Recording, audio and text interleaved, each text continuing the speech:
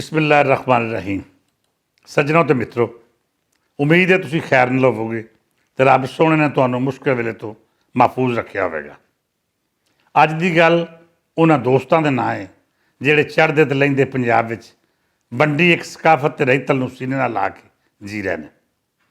ਪੰਜਾਬ ਦੇ ਉਹਨਾਂ ਧੀਆਂ ਤੇ ਪੁੱਤਰਾਂ ਦੇ ਨਾਂ ਹੈ ਜਿਨ੍ਹਾਂ ਪਿਛਲੀ ਇੱਕ ਸਦੀ ਤੋਂ ਜ਼ੁਲਮ ਤੇ ਬਰਬਾਦੀ ਦੀਆਂ ਲੰਮੀਆਂ ਦਾਸਤਾਨਾਂ ਵਿੱਚ ਆਪਣੇ ਪਿਆਰਿਆਂ ਦੇ ਕਿਰਦਾਰ ਦਫਨ ਕੀਤੇ, ਜਿਨ੍ਹਾਂ ਅੰਗਰੇਜ਼ ਦੌਰ ਵਿੱਚ ਜ਼ੁਲਮ ਬਰਦਾਸ਼ਤ ਕੀਤਾ ਤੇ ਫਿਰ 47 ਦੀ ਵੰਡ ਨੇ ਉਹਨਾਂ ਦੇ ਸੀਨੇ ਇੰਜ ਚਾਨਣੀ ਕੀਤੇ ਕਿ ਦੁਨੀਆ ਦੇ ਕਿਸੇ ਦੂਸਰੇ ਖਿੱਤੇ ਵਿੱਚ ਇਹਦੀ ਮਿਸਾਲ ਮਿਲਣਾ ਮੁਸ਼ਕਿਲ ਹੈ। ਲੱਖਾਂ ਮਾਰੇ ਗਏ ਤੇ ਕਰੋੜਾਂ ਮਾਜਰ ਹੋ ਗਏ, ਘਰ ਵੰਡੇ ਗਏ, ਚੁੱਲ੍ਹੇ ਅੱਡ ਹੋ ਗਏ ਤੇ ਰਿਸ਼ਤੇ ਨਾਤੇ ਬਾਰਡਰ ਦੀ ਲਕੀਰ ਦੇ ਦੋਵਾਂ ਪਾਸੇ ਵੰਡੇ ਗਏ। ਪੰਜਾਬ ਇੱਕ ਸੀ, ਫਿਰ ਦੋ ਕਰਤੇ ਗਏ। ਸਾਸਿਆਂ ਦਾ ਢਿੱਡ ਨਾ ਭਰਿਆ ਤੇ ਚੜ੍ਹਦੇ ਪੰਜਾਬ ਦੀ ਵੰਡ ਤਿੰਨਾਂ ਹਿੱਸਿਆਂ ਵਿੱਚ ਕਰਕੇ ਲਹਿੰਦੇ ਪੰਜਾਬ ਦੀ ਵੰਡ ਦਾ ਰੌਲਾ ਵੀ ਪਾਉਣਾ ਸ਼ੁਰੂ ਕਰ ਦਿੱਤਾ ਗਿਆ। ਜਿਵੇਂ ਜਿਉਂਦੀ ਜਾਗਦੀ ਰਹਿਤਲ ਨਾ ਹੋਈ, ਕਿਸੇ ਪੁਰਾਣੀ ਕਿਤਾਬ ਦਾ ਵਰਕਾ ਹੋਇਆ ਜਿਹਨੂੰ ਜਦੋਂ ਮਰਜ਼ੀ ਤੇ ਜਿਵੇਂ ਚਾਹਿਆ ਪਾਲ ਲਿਆ।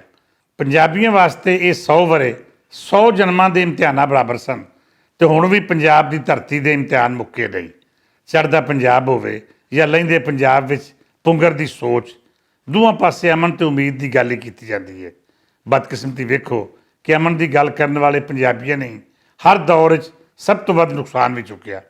ਹੁਣ ਵੀ ਜਦੋਂ ਹਿੰਦੁਸਤਾਨ ਦੇ ਵਜ਼ੀਰ ਆਜ਼ਮ ਨਰਿੰਦਰ ਮੋਦੀ ਵੱਲੋਂ ਬਾਰ-ਬਾਰ ਜੰਗ ਦੀ ਗੱਲ ਕੀਤੀ ਜਾ ਰਹੀ ਹੈ ਤੇ ਪੰਜਾਬ ਦੀਆਂ ਧੜਕਣਾਂ ਪਹਿਲੇ ਨਾਲੋਂ ਵੱਧ ਤੇਜ਼ ਨੇ। ਇਹ ਖਿੱਤਾ ਅਜਿਹੇ ਸ਼ੇਰ ਜਵਾਨਾਂ ਦਾ ਹੈ ਜਿਨ੍ਹਾਂ ਆਪਣੇ ਦੌਰ ਦੇ ਹਰ ਵੱਡੇ ਫਰਾਉਨ ਨੂੰ ਲਲਕਾਰਿਆ। ਤਾਰੀਖ ਨੇ ਇੱਥੇ ਵੱਡੇ ਵੱਡੇ 30 ਮਾਰਖਾਨਾਂ ਦੀ ਅਨਾਹ ਪੰਜਾਬੀਆਂ ਦੇ ਪੈਰਾਂ ਥੱਲੇ ਰੁਲਦੀ ਵੇਖੀ। ਪੰਜਾਬੀ ਲੜਾਈ ਜਾਂ ਜੰਗ ਤੋਂ ਡਰਦੇ ਨਹੀਂ। ਇਹਨਾਂ ਤਾਰੀਖ ਦੇ ਹਰ ਮੋੜ ਉੱਤੇ ਆਪਣੀ ਰੱਤ ਨਾਲ ਬਹਾਦਰੀ ਦੇ ਕਿੱਸੇ ਲਿਖੇ। ਇਹਨਾਂ ਕਦੀ ਪਿੱਠ ਨਹੀਂ ਵਹਾਈ, ਇਹਨਾਂ ਹਮੇਸ਼ਾ ਸੀਨੇ ਉੱਤੇ ਵਾਰ ਖਾਧਾ ਤੇ ਦੁਸ਼ਮਣ ਨੂੰ ਲਲਕਾਰ ਕੇ ਮਾਰਿਆ। ਬੇਲੀਓ, ਅਸੀਂ ਹੁਣ ਵੀ ਜੰਗ ਲਈ ਤਿਆਰ ਹਾਂ, ਪਰ ਅਸੀਂ ਨਹੀਂ ਚਾਹੁੰਦੇ ਕਿ ਮੋਦੀ ਜਿਹੇ ਕਮੀਨੇ ਤੇ ਘਟੀਆ ਇਨਸਾਨ ਦੀ ਸਿਆਸੀ ਚਾਲ ਵਿੱਚ ਆ ਕੇ ਇੱਕ ਵਾਰੀ ਫੇਰ ਪੰਜਾਬ ਦੀ ਧਰਤੀ ਨੂੰ ਲਹੂ ਰੰਗ ਕਰੀਏ। ਸਾਡੇ ਦਰਿਆਵਾਂ ਦਾ ਪਾਣੀ ਸੁੱਕ ਰਿਹਾ ਹੈ, ਸਾਨੂੰ ਪਾਣੀ ਚਾਹੀਦਾ ਹੈ ਪਰ ਲਹੂ ਨਹੀਂ। ਲਹੂ ਦੁਸ਼ਮਣ ਦਾ ਹੋਵੇ ਜਾਂ ਆਪਣਿਆਂ ਦਾ, ਉਹਦੇ ਨਾਲ ਹਮੇਸ਼ਾ ਜ਼ੁਲਮ ਤੇ ਬਰਬਾਦੀ ਮਨਸੂਬ ਹੁੰਦੀ ਹੈ। ਅਸੀਂ ਲੜਨਾ ਜਾਣਦੇ ਹਾਂ ਪਰ ਮਸਲੇ ਗੱਲਬਾਤ ਰਾਹੀਂ ਹੱਲ ਹੁੰਦੇ ਨੇ। ਅਸੀਂ ਪੰਜਾਬੀ ਅਮਨ ਦੇ ਪ੍ਰਚਾਰਕ ਹਾਂ, ਸਾਨੂੰ ਇੱਕ ਵਾਰੀ ਫੇਰ ਲੜਾਈ ਉੱਤੇ ਮਜਬੂਰ ਨਾ ਕਰੋ। ਸਾਡੇ ਪੰਜਾਬ ਨਾਲ ਜਿੰਨਾ ਜ਼ੁਲਮ ਹੋ ਚੁੱਕਿਆ ਹੈ ਉਹਦੇ ਉੱਤੇ ਹੀ ਇਤਫਾਕ ਕਰੋ। ਜੇ ਪੰਜਾਬੀ ਨੂੰ ਹੋਰ ਸਤਾਓਗੇ ਤਾਂ ਫਿਰ ਪੰਜਾਬੀ ਖਲੋਤਾ ਤੁਹਾਡੇ ਕੋਲੋਂ ਸੰਭਾਲਿਆ ਨਹੀਂ ਜਾਣਾ।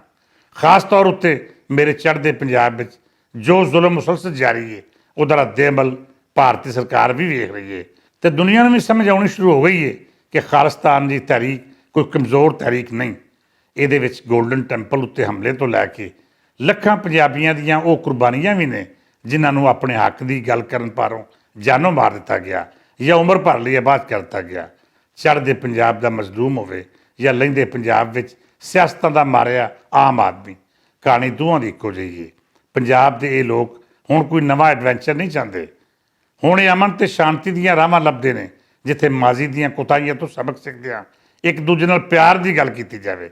ਇਹ ਸਭ ਨੂੰ ਪਤਾ ਹੈ ਕਿ ਮੋਦੀ ਸਰਕਾਰ ਇੰਤਹਾ ਪਸੰਦਾਂ ਨਾਲ ਰਲ ਕੇ ਰਾਜਨੀਤੀ ਦੀਆਂ ਅਜਿਹੀਆਂ ਚਾਲਾਂ ਚੱਲ ਰਹੀ ਹੈ ਜਿਹਦਾ ਮਕਸਦ ਸਿਰਫ ਚੋਣਾਂ ਵਿੱਚ ਕਾਮਯਾਬੀ ਦੀਆਂ ਰਾਹਾਂ ਲੱਭਣਾ ਹੈ। ਇੰਜ ਕਰਕੇ ਉਹ ਇੰਤਹਾ ਪਸੰਦਾਂ ਤੇ ਅਮਨ ਦੁਸ਼ਮਣਾਂ ਦਾ ਵੋਟ ਤਾਂ ਸ਼ਾਇਦ ਲੈ ਹੀ ਲਵੇ, ਪਰ ਅਮਨ ਪਸੰਦਾਂ ਤੇ ਬਿਲਖਸੂਸ ਪੰਜਾਬੀਆਂ ਕੋਲੋਂ ਲਾਹਨਤਾਂ ਤੋਂ ਵੱਖ ਕੁਝ ਨਹੀਂ ਲੱਭਣ ਲੱਗਾ। ਹੁਣ ਜਦ ਪਾਕਿਸਤਾਨ ਵੱਲੋਂ ਅਮਨ ਤੇ ਸ਼ਾਂਤੀ ਦੀਆਂ ਆਵਾਜ਼ਾਂ ਬੜੀ ਸੰਜੀਦਗੀ ਨਾਲ ਆ ਰਹੀਆਂ ਨੇ ਤੇ ਫਿਰ ਮੋਦੀ ਸਰਕਾਰ ਨੂੰ ਵੀ ਉਸ ਤੋਂ ਕੰਮ ਲੈਣਾ ਪਵੇਗਾ। ਜੇ ਉਹ ਇਹ ਸੋਚ ਰਿਹਾ ਹੈ ਕਿ ਸਰਜੀਕਲ ਸਟ੍ਰਾਈਕ ਦਾ ਡਰਾਮਾ ਵੀ ਹੁੰਦਾ ਰਹੇ ਤੇ ਕੋਈ ਜਵਾਬ ਵੀ ਨਾ ਮਿਲੇ ਤੇ ਫਿਰ ਇਹ ਉਹਦੀ ਵੱਡੀ ਭੁੱਲ ਹੈ। ਇਸ ਡਰਾਮੇ ਦਾ ਨਤੀਜਾ ਕੱਲ੍ਹ ਉਹਨੇ ਵੇਖ ਹੀ ਲਿਆ ਹੈ। ਇਹਦੇ ਤੋਂ ਸਬਕ ਸਿੱਖਣ ਦੀ ਲੋੜ ਹੈ। ਸਾਡਾ ਨੁਕਸਾਨ ਕਰੋਗੇ ਤੇ ਸੁਖੀ ਤੁਸੀਂ ਵੀ ਨਹੀਂ ਰਹਿਣ ਲੱਗੇ। ਸਾਡੇ ਘਰ ਨੂੰ ਅੱਗ ਲਾਓਗੇ ਤੇ ਸੜ ਤੁਸੀਂ ਵੀ ਜਾਓਗੇ। ਉਸ ਨਾਲ ਕੰਮ ਲਵੋ, ਕੋਈ ਤੇ ਅਕਲ ਕਰੋ।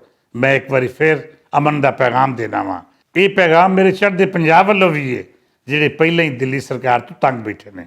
ਅਮਨ ਦੇ ਦੀਵੇ ਬਾਲੋ, ਆਸ਼ਤੀ ਦੇ ਗੀਤ ਗਾਓ ਤੇ ਰਲ ਬੈਠ ਕੇ ਮਸਲਿਆਂ ਦੇ ਹੱਲ ਲੱਭੋ। ਨਹੀਂ ਤੇ ਅਸੀਂ ਵੀ ਤਿਆਰ ਬੈਠੇ ਹਾਂ। ਬਿਹਤਰ ਹੈ ਕਿ ਨਾਸਾ ਭੱਜਣ ਤੋਂ ਪਹਿਲਾਂ ਹੀ ਸਮਝ ਜਾਓ, ਪੰਗਾ ਲਵੋਗੇ ਤੇ ਫਿਰ ਲਿੱਤਰ ਵੀ ਖਾਓਗੇ। ਅਮਨ ਨੂੰ ਡੰਗਣ ਵਾਲੇ ਬੁਜ਼ਦਿਲ ਦੁਸ਼ਮਣ ਉੱਤੇ ਲੱਖ ਲੱਖ ਲਾਹਨਤਾਂ ਤੇ ਮੁਹੱਬਤ ਦੀ ਗੱਲ ਕਰਨ ਵਾਲਿਆਂ ਨੂੰ ਸਤਿ ਸਲਾਮਾਂ। ਇਜਾਜ਼ਤ ਦਿਓ, ਰੱਬ ਰੱਖ।